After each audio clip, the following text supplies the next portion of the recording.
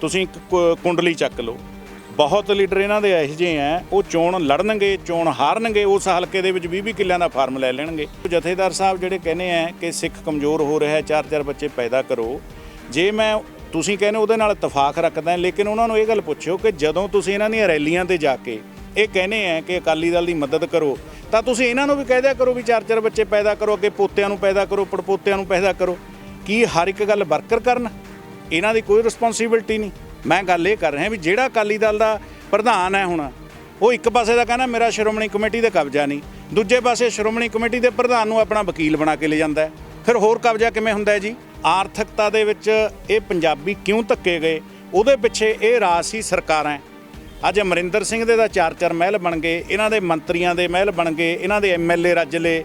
ਬਾਦਲ ਦਾ ਤਾਂ ਕਹਿਣਾ ਹੀ ਕੀ ਹੈ, ਬਾਦਲ ਨੇ ਤਾਂ ਨੱਕੇ ਹੀ ਤੋੜਤੇ। ਅੱਜ ਲੋਕਾਂ ਕੋਲ ਜਦੋਂ ਕੋਈ ਆਪਸ਼ਨ ਨਹੀਂ ਰਹੀ, ਤਾਂ ਜਿਹੜੇ ਕ੍ਰਿਸਚੀਅਨ ਹੈ, ਈਸਾਈ ਹੈ, ਉਹ ਈਸਾ ਦੇ ਨਾਂ ਦੇ ਉੱਤੇ ਆਪਣੀ ਕਮਾਈ ਦੇ ਵਿੱਚੋਂ ਪੈਸਾ ਦਾਨ ਕਰਦੇ ਆ ਤੇ ਉਹ ਬੇਅਰਥ ਨਹੀਂ ਗਵਾਉਂਦੇ। ਜੋ ਤੁਸੀਂ ਈਸਾਈ ਧਰਮ ਦੀ ਗੱਲ ਕੀਤੀ ਹੈ ਵੀ ਚਰਚ ਵਿੱਚ ਮੁਫਤ ਸਿੱਖਿਆ ਦਿੱਤੀ ਜਾਂਦੀ ਹੈ, ਦਵਾਈਆਂ ਦਿੱਤੀਆਂ ਜਾਂਦੀਆਂ ਨੇ, ਜੇ SGPC ਉਹਨਾਂ ਨੂੰ ਅਪਣਾ ਲੈਂਦੀ ਹੈ ਕਿ ਉਹ ਡੇਰੇਵਾਦ ਵਾਲੇ ਪਾਸੇ ਨਹੀਂ ਜਾਣਗੇ। ਲੇਕਿਨ ਸਾਡੇ ਸ਼੍ਰੋਮਣੀ ਕਮੇਟੀ ਦੇ ਅਦਾਰੇ ਬੰਦ ਕਿਉਂ ਹੈ?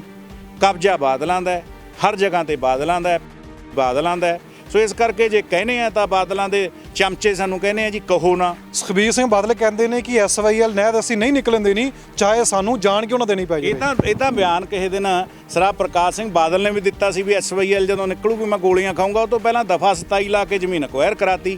ਦੇਵੀ ਲਾਲ ਜੀ ਨੇ ਵਿਧਾਨ ਸਭਾ 'ਚ ਸਪੀਚ ਦਿੱਤੀ ਕਿ ਮੇਰੀ ਪ੍ਰਕਾਸ਼ ਸਿੰਘ ਬਾਦਲ ਨਾਲ ਦੋਸਤੀ ਸੀ, ਉਹ ਮੰਨ ਗਏ। ਉਹ ਕਹਿੰਦੇ ਮੈਂ ਆਪਣੇ ਹਿੱਸੇ ਦੀ ਜਿਹੜੀ ਨਹਿਰ ਹੈ ਉਹ ਮੈਂ ਬਣਵਾਵਾਂਗਾ। ਹੁਣ ਇਹ ਵਿਧਾਨ ਸਭਾ ਦੇ ਰਿਕਾਰਡ ਹੈ, ਇਹਨਾਂ ਨੂੰ ਕੋਈ ਮਿਟੇ ਤਾਂ ਸਕਦਾ ਨਹੀਂ।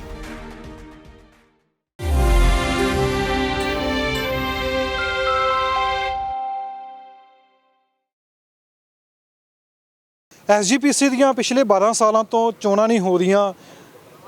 ਚੋਣਾਂ ਨਾ ਹੋਣ ਦੇ ਕਾਰਨ ਕਈ ਸਿੱਖ ਆਗੂ, ਸਿੱਖ ਜਥੇਬੰਦੀਆਂ ਕਹਿੰਦੀਆਂ ਨੇ ਕਿ ਇਸ ਪਿੱਛੇ ਸਿਆਸਤ ਹੈ। ਕੇਂਦਰ ਸਰਕਾਰ ਨੇ ਚੋਣਾਂ ਕਰਵਾਉਣੀਆਂ ਹੁੰਦੀਆਂ ਨੇ, ਪੰਜਾਬ ਸਰਕਾਰ ਨੇ ਚੋਣ ਕਮਿਸ਼ਨ ਅਪੁਆਇੰਟ ਕਰਨਾ ਹੁੰਦਾ। ਕੈਪਟਨ ਸਾਹਿਬ ਦੀ ਸਰਕਾਰ ਵੇਲੇ ਪੁਆਇੰਟ ਹੋ ਗਏ ਸਨ, ਪਰ ਦਫ਼ਤਰ ਨੂੰ ਲੈ ਕੇ ਫਿਰ ਚੋਲਾ ਪੈ ਜਾਂਦਾ ਹੈ। ਅਗਲੀ ਚਰਚਾ ਆਉਂਦੀ ਹੈ ਕਿ ਜਥੇਦਾਰ ਸਾਹਿਬ ਵੀ ਕਹਿ ਦਿੰਦੇ ਨੇ ਕਿ ਸ਼੍ਰੋਮਣੀ ਅਕਾਲੀ ਦਲ ਨੂੰ ਸਪੋਰਟ ਕਰੋ, ਸ਼੍ਰੋਮਣੀ ਅਕਾਲੀ ਦਲ ਕਮਜ਼ੋਰ ਹੋ ਗਿਆ ਤਾਂ ਸਿੱਖਾਂ ਵਾਸਤੇ ਹੋਰ ਕੋਈ ਰਾਸਤਾ ਨਹੀਂ ਬਚਣਾ। ਜੋਗਾ ਸਿੰਘ ਚੱਪੜ ਸਾਡੇ ਨਾਲ ਨੇ। SGPC ਦੀਆਂ ਚੋਣਾਂ ਤੋਂ ਸ਼ੁਰੂਆਤ ਕਰਾਂਗੇ ਕਿ ਨਾ ਹੁੰਦਾ ਕਾਰਨ ਕੀ ਹੈ। ਜੋਗਾ ਸਿੰਘ ਚੱਪੜ ਜੀ, ਪਹਿਲਾਂ ਮੇਰਾ ਸਵਾਲ ਇਹ ਹੈ ਕਿ SGPC ਦੀਆਂ ਚੋਣਾਂ ਹੋ ਕਿਉਂ ਨਹੀਂ ਰਹੀਆਂ? ਕਿਉਂਕਿ ਕੇਂਦਰ ਸਰਕਾਰ ਨੇ ਕਰਵਾਉਣੀਆਂ ਨੇ, ਪੰਜਾਬ ਸਰਕਾਰ ਵਿੱਚ ਚੋਣ ਕਮਿਸ਼ਨ ਅਪੁਆਇੰਟਮੈਂਟ ਕਰਨਾ, ਇਹ ਕਿੱਥੇ ਕੁੰਡੀ ਫਸੀ ਹੈ? ਕੁੰਡੀ ਤਾਂ ਕਿਤੇ ਨਹੀਂ ਫਸੀ, ਕੁੰਡੀ ਤਾਂ ਪੋਲੀਟੀਕਲੀ ਫਸੀ ਹੋਈ ਹੈ। ਕਿਉਂਕਿ ਜਦੋਂ ਤੱਕ ਕਿਸਾਨ ਅੰਦੋਲਨ ਚੱਲਦਾ ਸੀ ਉਦੋਂ ਤੱਕ ਤਾਂ BJP ਦੇ ਨਾਲ ਬਾਦਲਾਂ ਦੀ ਸਾਂਝ ਸੀ। ਬਾਦਲ ਪਰਿਵਾਰ BJP ਦੇ ਨਾਲ, BJP ਦੀ ਸਰਕਾਰ ਦੇ ਵਿੱਚ ਬਾਦਲ ਪਰਿਵਾਰ ਮਿਨਿਸਟਰ ਵੀ ਸੀਗਾ ਤੇ ਉਹਨਾਂ ਦਾ ਪੋਲੀਟੀਕਲ ਅਲਾਇੰਸ ਵੀ ਸੀ। ਤੇ ਬਾਦਲਾਂ ਨੂੰ ਚਾਹੁੰਦਾ ਨਹੀਂ ਸੀ ਕੇਂਦਰ ਕਿ ਸ਼੍ਰੋਮਣੀ ਕਮੇਟੀ ਦਾ ਕਬਜ਼ਾ ਬਾਦਲਾਂ ਤੋਂ ਛਡਾਇਆ ਜਾਵੇ। ਅਸਲ ਪਹਿਲਾਂ ਤਾਂ ਸ਼੍ਰੋਮਣੀ ਕਮੇਟੀ ਨੂੰ ਇੱਕ ਸੇਵਾ ਦੇ ਤੌਰ ਤੇ ਜਾਣਿਆ ਜਾਂਦਾ ਸੀ, ਲੇਕਿਨ ਜਿਸ ਦਿਨ ਤੋਂ ਹੌਲੀ ਹੌਲੀ ਇਹ ਕੁਨਬਾ ਇਹ ਤੇ ਕਾਬਜ਼ ਹੁੰਦਾ ਗਿਆ ਤਾਂ ਉਸ ਦਿਨ ਤੋਂ ਇਹਦੇ ਉੱਤੇ ਕਬਜ਼ਾ ਕਰਕੇ ਸ਼੍ਰੋਮਣੀ ਗੁਰਦੁਆਰਾ ਪ੍ਰਬੰਧਕ ਕਮੇਟੀ ਨੂੰ ਰਾਜਨੀਤਿਕ ਹਿੱਤਾਂ ਦੇ ਲਈ ਬਾਦਲਾਂ ਨੇ ਵਰਤਣਾ ਸ਼ੁਰੂ ਕਰਤਾ। ਔਰ ਕੇਂਦਰ ਦੀਆਂ ਸਰਕਾਰਾਂ ਬੜੀ ਭਲੀ ਭਾਂਤ ਜਾਣਦੀਆਂ ਕਿ ਇਹਨਾਂ ਲੋਕਾਂ ਨੂੰ ਇਸ ਮਸਲੇ ਤੇ ਉਲਝਾ ਕੇ ਰੱਖੋ, ਲੇਕਿਨ ਜਿਹੜਾ ਅਸਲ ਸਿੱਖ ਹੈ, ਜਿਹੜਾ ਗੁਰੂ ਨਾਲ ਪਿਆਰ ਕਰਨ ਵਾਲਾ ਹੈ, ਗੁਰੂ ਘਰਾਂ ਨਾਲ ਪਿਆਰ ਕਰਨ ਵਾਲਾ ਹੈ, ਉਹ ਇਹ ਚਾਹੁੰਦਾ ਹੈ ਕਿ ਜਲਦੀ ਤੋਂ ਜਲਦੀ ਸ਼੍ਰੋਮਣੀ ਗੁਰਦੁਆਰਾ ਪ੍ਰਬੰਧਕ ਕਮੇਟੀ ਨਾਲ ਚੋਣਾਂ ਹੋ ਜਾਣ। ਚਲੋ ਕੇਂਦਰ ਦੀ ਤੁਸੀਂ ਗੱਲ ਕਰ ਰਹੇ ਵੀ ਕੇਂਦਰ ਨਹੀਂ ਹੋਣ ਦੇਣਾ ਚਾਹੁੰਦਾ, ਫਿਰ ਜਥੇਦਾਰ ਸਾਹਿਬ ਕਿਉਂ ਕਹਿ ਦਿੰਦੇ ਨੇ ਵੀ ਸ਼੍ਰੋਮਣੀ ਅਕਾਲੀ ਦਲ ਜੋ ਹੈ ਕਮਜ਼ੋਰ ਹੋ ਰਿਹਾ, ਉਸ ਨੂੰ ਮਜ਼ਬੂਤ ਕਰੋ?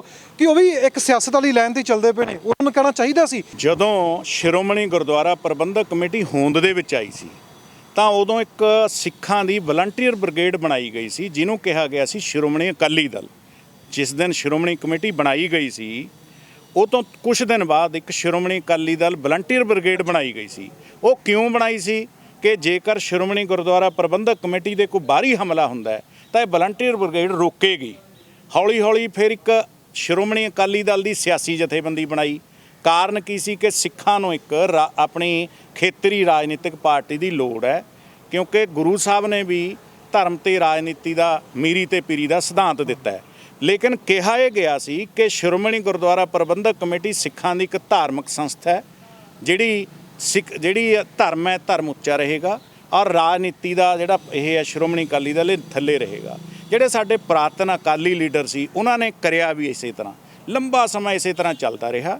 ਲੇਕਿਨ ਜਿਸ ਦਿਨ ਤੋਂ ਇਹ ਰਜਵਾੜਾ ਸ਼ਾਹੀ ਲੋਕ ਅਕਾਲੀ ਦਲ ਦੇ ਵਿੱਚ ਹੌਲੀ ਹੌਲੀ ਆਏ ਤਾਂ ਉਸ ਦਿਨ ਤੋਂ ਇਹਨਾਂ ਨੇ ਸ਼੍ਰੋਮਣੀ ਕਮੇਟੀ ਨੂੰ ਰਾਜਸੀ ਮਫਾਦਾਂ ਦੇ ਲਈ ਵਰਤਣਾ ਸ਼ੁਰੂ ਕੀਤਾ। ਹਾਂ, ਇਹ ਮੈਂ ਮੰਨਦਾ ਕਿ ਜਥੇਦਾਰ ਗੁਰਚਰਨ ਸਿੰਘ ਟੌਹੜਾ ਤੱਕ ਬਹੁਤ ਸਮਾਂ ਸ਼੍ਰੋਮਣੀ ਗੁਰਦੁਆਰਾ ਪ੍ਰਬੰਧਕ ਕਮੇਟੀ ਦੇ ਵਿੱਚ ਚੱਲਦਾ ਠੀਕ ਰਿਹਾ, ਲੇਕਿਨ ਜਦੋਂ ਨਰੋਲ ਬਾਦਲਾਂ ਦਾ ਕਬਜ਼ਾ ਇਹਦੇ ਉੱਤੇ ਹੋਇਆ ਤਾਂ ਉਸ ਸਮੇਂ ਤੋਂ ਸ਼੍ਰੋਮਣੀ ਕਮੇਟੀ ਔਰ ਸ਼੍ਰੋਮਣੀ ਅਕਾਲੀ ਦਲ ਇੱਕ ਉਸ ਮਫਾਦ ਦੇ ਲਈ ਵਰਤਣਾ ਸ਼ੁਰੂ ਕਰਤਾ, ਜਿਹਦੇ ਵਿੱਚ ਬਾਦਲਾਂ ਦਾ ਧਾਰਮਿਕ ਤੇ ਰਾਜਨੀਤਿਕ ਸਿਸਟਮ ਇਹਨਾਂ ਨੇ ਰਲਗੱਡ ਕੀਤਾ ਤੇ ਇਹਨਾਂ ਦਾ ਵਪਾਰਕ ਸਿਸਟਮ ਇਹਨਾਂ ਨੇ ਉੱਤੇ ਕੀਤਾ। ਜੋ ਸਟੇਟਮੈਂਟ ਆਉਂਦੀਆਂ ਨੇ, ਬਿਆਨ ਆਉਂਦੇ ਨੇ ਕਿ ਤੁਸੀਂ ਇਤਫਾਕ ਰੱਖਦੇ ਹੋ, ਤੁਸੀਂ ਵੀ ਸਿੱਖ ਹੋ, ਇਤਫਾਕ ਰੱਖਦੇ ਹੋ ਵੀ ਸਿੱਖ ਚਾਚਾ ਬੱਚੇ ਪੈਦਾ ਕਰਨ, ਸਿੱਖ ਕਮਜ਼ੋਰ ਹੁੰਦਾ ਜਾ ਰਿਹਾ, ਐਸਜੀਪੀਸੀ ਨੂੰ ਬਾਹਰੋਂ ਕੋਈ ਕਮਜ਼ੋਰ ਕਰਨ ਦੀ ਕੋਸ਼ਿਸ਼ ਕਰ ਰਿਹਾ, ਇਹ ਬਿਆਨ ਕਿਉਂ ਆਦੇ ਨੇ ਕਿ ਅਕਾਲੀ ਦਲ ਸੱਤਾ ਤੋਂ ਬਾਹਰ ਹੋ ਗਈ ਹੈ? ਪਹਿਲਾਂ ਤਾਂ ਜਥੇਦਾਰ 10 ਸਾਲ 'ਚ ਬੋਲੇ ਨਹੀਂ ਹੋ, ਕੋਈ ਇੱਕ ਸਟੇਟਮੈਂਟ ਦਿਖਾ ਦਿਓ ਜਥੇਦਾਰ ਸਾਹਿਬ ਇੱਦਾਂ। ਇਸ ਗੱਲ ਨੂੰ ਤਾਂ ਮੈਂ ਇੱਕ ਵਾਰ ਨਹੀਂ, ਮੈਂ ਬਹੁਤ ਵਾਰ ਕਿਹਾ। ਰਹੀ ਗੱਲ ਸਿੱਖਾਂ ਦੇ ਕਮਜ਼ੋਰ ਹੋਣ ਦੀ, ਸਿੱਖ ਬਾਹਰੋਂ ਤੇ ਅੰਦਰੋਂ ਦੋਵੇਂ ਪਾਸਿਓਂ ਕਮਜ਼ੋਰ ਹੋ ਰਿਹਾ ਹੈ। ਅੰਦਰੋਂ ਤਾਂ ਇਹਨਾਂ ਦੇ ਸਿਆਸੀ ਲਾਣੇ ਨੇ ਕਮਜ਼ੋਰ ਕਰਤਾ, ਸਰਕਾਰਾਂ ਇਹਨਾਂ ਦੀਆਂ ਰਹੀਆਂ, ਇਹ ਚੋਣ ਹਾਰ ਕੇ ਵੀ ਜ਼ਮੀਨਾਂ ਖਰੀਦਦੇ ਇਹਨਾਂ ਦੇ ਬੜੇ ਲੀਡਰਾਂ ਦੀ ਤੁਸੀਂ ਇੱਕ ਕੁੰਡਲੀ ਚੱਕ ਲਓ।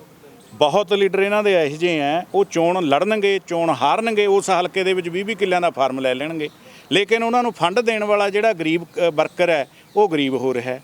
ਤੇ ਦੂਜੇ ਪਾਸੇ ਆ ਜੋ ਜਥੇਦਾਰ ਸਾਹਿਬ ਜਿਹੜੇ ਕਹਿੰਦੇ ਆ ਕਿ ਸਿੱਖ ਕਮਜ਼ੋਰ ਹੋ ਰਿਹਾ, 4-4 ਬੱਚੇ ਪੈਦਾ ਕਰੋ, ਜੇ ਮੈਂ ਤੁਸੀਂ ਕਹਿੰਦੇ ਉਹਦੇ ਨਾਲ ਇਤਫਾਕ ਰੱਖਦਾ, ਲੇਕਿਨ ਉਹਨਾਂ ਨੂੰ ਇਹ ਗੱਲ ਪੁੱਛਿਓ ਕਿ ਜਦੋਂ ਤੁਸੀਂ ਇਹਨਾਂ ਦੀਆਂ ਰੈਲੀਆਂ ਤੇ ਜਾ ਕੇ ਇਹ ਕਹਿੰਦੇ ਆ ਕਿ ਅਕਾਲੀ ਦਲ ਦੀ ਮਦਦ ਕਰੋ, ਤਾਂ ਤੁਸੀਂ ਇਹਨਾਂ ਨੂੰ ਵੀ ਕਹਿ ਦਿਆ ਕਰੋ ਵੀ 4-4 ਬੱਚੇ ਪੈਦਾ ਕਰੋ, ਅੱਗੇ ਪੋਤਿਆਂ ਨੂੰ ਪੈਦਾ ਕਰੋ, ਪੜਪੋਤਿਆਂ ਨੂੰ ਪੈਦਾ ਕਰੋ। ਕੀ ਹਰ ਇੱਕ ਗੱਲ ਵਰਕਰ ਕਰਨ? ਇਹਨਾਂ ਦੀ ਕੋਈ ਰਿਸਪੌਂਸਿਬਿਲਟੀ ਨਹੀਂ, ਇਹਨਾਂ ਕੋਲ ਤਾਂ ਮਾਇਆ ਬਹੁਤ ਹੈ। ਸੋ ਇਹ ਸਾਰੀਆਂ ਗੱਲਾਂ ਨੂੰ ਕਿਤੇ ਨਾ ਕਿਤੇ ਮੱਦੇਨਜ਼ਰ ਰੱਖਣਾ ਪਏਗਾ। ਧਰਮ ਨੂੰ ਲੈ ਕੇ ਹੁਣ ਆਮਨੇ ਸਾਹਮਣੇ ਜਿਸ ਤਰੀਕੇ ਨਾਲ ਈਸਾਈ ਧਰਮ ਨੂੰ ਲੈ ਕੇ ਹੋਏ ਨੇ, ਉਸ ਤੋਂ ਬਾਅਦ ਚਲੋ ਮਾਮਲਾ ਸੁਲਝਦਾ ਨਜ਼ਰ ਆ ਰਿਹਾ ਕਿਤੇ ਨਾ ਕਿਤੇ, ਦੋਨਾਂ ਧਰਮਾਂ ਨੇ, ਧਾਰਮਿਕ ਲੋਕਾਂ ਨੇ ਬੈਠ ਕੇ ਮਾਮਲਾ ਸੁਲਝਾਉਣ ਦੀ ਕੋਸ਼ਿਸ਼ ਕੀਤੀ ਹੈ। ਇਹ ਮੁੱਦਾ ਕਿਉਂ ਸਾਹਮਣੇ ਆ ਰਿਹਾ ਕਿ ਧਰਮ ਪਰਿਵਰਤਨ ਕਿਸੇ ਦਾ ਨਿੱਜੀ ਹੱਕ ਨਹੀਂ ਹੈਗਾ? ਕਿ ਧਰਮ ਪਰਿਵਰਤਨ ਕੋਈ ਕਰਵਾ ਰਿਹਾ ਬਿਨਾਂ ਪੈਸੇ ਤੋਂ, ਕਿ ਉਸ ਦਾ ਨਿੱਜੀ ਹੱਕ ਨਹੀਂ ਹੈਗਾ? ਮੈਂ ਤੁਹਾਨੂੰ ਜਿਹੜੀ ਗੱਲ ਕਹਾਂਗਾ, ਧਰਮ ਪਰਿਵਰਤਨ ਹੱਕ ਨਿੱਜੀ ਹੈ ਜਾਂ ਨਹੀਂ ਹੈ, ਇਹ ਵਿਸ਼ਾ ਵੱਖਰਾ ਹੈ, ਲੇਕਿਨ ਜਿਹੜਾ ਹੁਣ ਧਰਮ ਪਰਿਵਰਤਨ ਹੋ ਰਿਹਾ ਉਹਦੇ ਪਿੱਛੇ ਇੱਕ ਆਰਥਿਕਤਾ ਬਹੁਤ ਵੱਡਾ ਕਾਰਨ ਹੈ। ਆਰਥਿਕਤਾ ਦੇ ਵਿੱਚ ਇਹ ਪੰਜਾਬੀ ਕਿਉਂ ਧੱਕੇ ਗਏ, ਉਹਦੇ ਪਿੱਛੇ ਇਹ ਰਾਜਸੀ ਸਰਕਾਰਾਂ। ਅੱਜ ਅਮਰਿੰਦਰ ਸਿੰਘ ਦੇ ਤਾਂ 4-4 ਮਹਿਲ ਬਣ ਗਏ, ਇਹਨਾਂ ਦੇ ਮੰਤਰੀਆਂ ਦੇ ਮਹਿਲ ਬਣ ਗਏ, ਇਹਨਾਂ ਦੇ ਐਮਐਲਏ ਰੱਜ ਲਏ। ਬਾਦਲ ਦਾ ਤਾਂ ਕਹਿਣਾ ਹੀ ਕੀ ਹੈ, ਬਾਦਲ ਨੇ ਤਾਂ ਨੱਕੇ ਹੀ ਤੋੜਤੇ। ਜਿਨ੍ਹਾਂ ਸਰਕਾਰਾਂ ਨੇ ਸਾਡੇ ਸਟੇਟ ਦੇ ਲੋਕਾਂ ਦੀ ਪ੍ਰਫੁੱਲਤਾ ਕਰਨੀ ਸੀ, ਸਾਡੇ ਸਟੇਟ ਦੇ ਲੋਕਾਂ ਬਾਰੇ ਸੋਚਣਾ ਸੀ, ਉਹ ਪੈਸਾ ਲੁੱਟ ਕੇ ਇੱਕ ਪਾਸੇ ਬੈਠੇ ਆ, ਲੇਕਿਨ ਲੋਕ ਗਰੀਬ ਹੋ ਗਏ। ਅੱਜ ਲੋਕਾਂ ਕੋਲ ਜਦੋਂ ਕੋਈ ਆਪਸ਼ਨ ਨਹੀਂ ਰਹੀ ਤਾਂ ਜਿਹੜੇ ਕ੍ਰਿਸਚੀਅਨ ਹੈ, ਈਸਾਈ ਹੈ, ਉਹ ਈਸਾ ਦੇ ਨਾਂ ਦੇ ਉੱਤੇ ਆਪਣੀ ਕਮਾਈ ਦੇ ਵਿੱਚੋਂ ਪੈਸਾ ਦਾਨ ਕਰਦੇ ਆ ਤੇ ਉਹ ਬੇਅਰਥ ਨਹੀਂ ਗਵਾਉਂਦੇ। ਤੇ ਇਹ ਜਿਹੜੀਆਂ ਇੱਥੇ ਖੁੱਲ੍ਹ ਰਹੀਆਂ ਆਪਣਾ ਇਹਨਾਂ ਨੇ ਚਰਚਾਂ ਖੁੱਲ੍ਹ ਰਹੀਆਂ, ਚਰਚਾਂ ਦੇ ਵਿੱਚ ਜਦੋਂ ਜਾਂਦੇ ਆ ਤਾਂ ਉੱਥੇ ਉਹਨਾਂ ਨੂੰ ਦਵਾਈ ਵੀ ਫ੍ਰੀ ਮਿਲ ਰਹੀ ਹੈ, ਉਹਨਾਂ ਨੂੰ ਪੜ੍ਹਾਈ ਵੀ ਫ੍ਰੀ ਮਿਲਦੀ ਹੈ, ਉਹਨਾਂ ਨੂੰ ਲਾਲਚ ਦਿੱਤਾ ਜਾਂਦਾ ਹੈ। ਤੇ ਦੂਜੇ ਪਾਸੇ ਸਾਡੇ ਕੋਲ ਸ਼੍ਰੋਮਣੀ ਗੁਰਦੁਆਰਾ ਪ੍ਰਬੰਧਕ ਕਮੇਟੀ ਦਾ ਇੱਕ ਅਜਿਹਾ ਕਨਸੈਪਟ ਗੁਰੂ ਸਾਹਿਬ ਨੇ ਦਿੱਤਾ ਸੀ, ਉਸ ਕਨਸੈਪਟ ਨੂੰ ਬਾਦਲ ਨੇ ਤਹਿਸ ਨਹਿਸ ਕਰਤਾ। ਲੇਕਿਨ ਜਿਹੜਾ ਗੁਰੂ ਸਾਹਿਬ ਨੇ ਕਿਹਾ ਸੀ ਕਿ ਦਾਨ ਵਿੱਤ ਸਮਾਨ, ਜਿੰਨਾ ਕੁ ਤੋਂ ਸਰਦਾ ਉਨਾ ਕੁ ਦਾਨ ਪਾ। ਸਾਡੇ ਕੋਲ ਬਹੁਤ ਪੈਸਾ ਸੀ ਸ਼੍ਰੋਮਣੀ ਕਮੇਟੀ ਦਾ, ਸ਼੍ਰੋਮਣੀ ਕਮੇਟੀ ਦੇ ਕਾਲਜ ਵੀ ਸੀ, ਸਕੂਲ ਵੀ ਸੀ, ਸ਼੍ਰੋਮਣੀ ਕਮੇਟੀ ਦੇ ਹਸਪੀਟਲ ਵੀ ਸੀ, ਲੇਕਿਨ ਇਹਨਾਂ ਦਾ ਤਾਂ ਇੱਕੇ CMC ਹਸਪੀਟਲ ਅੱਜ ਪੰਜਾਬ ਵਰਲਡ ਲੈਵਲ ਤੇ ਬੜਾ ਮਸ਼ਹੂਰ ਹੈ। ਇਹਨਾਂ ਦੇ ਥਾਂ ਸਕੂਲ ਖੁੱਲ੍ਹੇ ਹੋਏ ਆ, ਉੱਥੇ ਸਾਡੇ ਪੰਜਾਬੀ ਵੀ ਬੱਚੇ ਲਾ ਰਹੇ ਆ, ਲੇਕਿਨ ਸਾਡੇ ਸ਼੍ਰੋਮਣੀ ਕਮੇਟੀ ਦੇ ਅਦਾਰੇ ਬੰਦ ਕਿਉਂ ਹੈ? ਕਬਜ਼ਾ ਬਾਦਲਾਂ ਦਾ ਹੈ, ਹਰ ਜਗ੍ਹਾ ਤੇ ਬਾਦਲਾਂ ਦਾ ਹੈ। ਸੋ ਇਸ ਕਰਕੇ ਜੇ ਕਹਿੰਦੇ ਆ ਤਾਂ ਬਾਦਲਾਂ ਦੇ ਚਮਚੇ ਸਾਨੂੰ ਕਹਿੰਦੇ ਆ ਜੀ ਕਹੋ ਨਾ। ਅੱਜ SYL ਦੀ ਗੱਲ ਚੱਲੀ ਹੈ ਤਾਂ SYL ਦੇ ਵਿੱਚ ਦਫਾ 27 ਲਾ ਕੇ ਜ਼ਮੀਨ ਕਿਹਨੇ ਅਕਵਾਇਰ ਕੀਤੀ ਆ, ਉਹ ਵੀ ਬੜਾ ਵੱਡਾ ਮੁੱਦਾ, ਕਿਸੇ ਦਿਨ ਫੇਰ ਵਿਚਾਰਾਂਗੇ। ਨਹੀਂ, ਮੈਂ ਚਲੋ ਇਸੇ ਮੁੱਦੇ ਤੇ ਆ ਜਾਂਦੇ ਆ।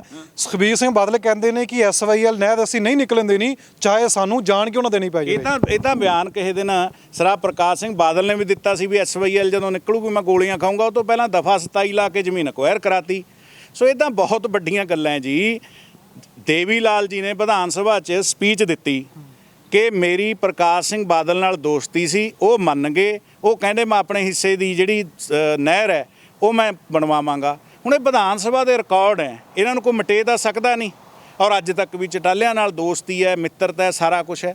ਸੋ ਇਸ ਕਰਕੇ ਨਹਿਰ ਪਟਵਾਉਣ ਦੇ ਵਿੱਚ ਵੀ ਬਾਦਲਾਂ ਦਾ ਰੋਲ, ਕਾਂਗਰਸ ਦਾ ਤਾਂ ਹੈ ਹੀ, ਉਹਨੂੰ ਤਾਂ ਅਸੀਂ ਕਹਿ ਨਹੀਂ ਸਕਦੇ। ਅਸੀਂ ਕਿਹੜਾ ਉਹਨੂੰ ਇਹ ਕਹਿੰਦੇ ਆ ਵੀ ਉਹਨਾਂ ਦਾ ਹੈ ਨਹੀਂ। ਗਿਆਨੀ ਜੈਲ ਸਿੰਘ ਦਾ, ਇੰਦਰਾ ਗਾਂਧੀ ਦਾ ਸਾਰਾ ਰੋਲ ਹੈ। ਲੇਕਿਨ ਦੂਜੇ ਪਾਸੇ ਖੇਤਰੀ ਪਾਰਟੀ ਕਹਾਉਣ ਵਾਲੇ ਸਰਦਾਰ ਪ੍ਰਕਾਸ਼ ਸਿੰਘ ਬਾਦਲ ਜਿਹੜੇ ਕਹਿੰਦੇ ਮੈਂ ਪਾਣੀਆਂ ਦਾ ਰੱਖਾਂ, ਪਹਿਲਾਂ ਉਹ ਨਹਿਰ ਵਾਸਤੇ ਜ਼ਮੀਨ ਦਿੰਦੇ ਹੈ, ਦਫਾ 27 ਲਾ ਕੇ, ਫਿਰ ਜਦੋਂ ਟੁੱਟ ਜਾਂਦੀ ਹੈ ਦੁਬਾਰਾ ਐਮਐਲਏ ਰਹਿ ਜਾਂਦੇ ਆ।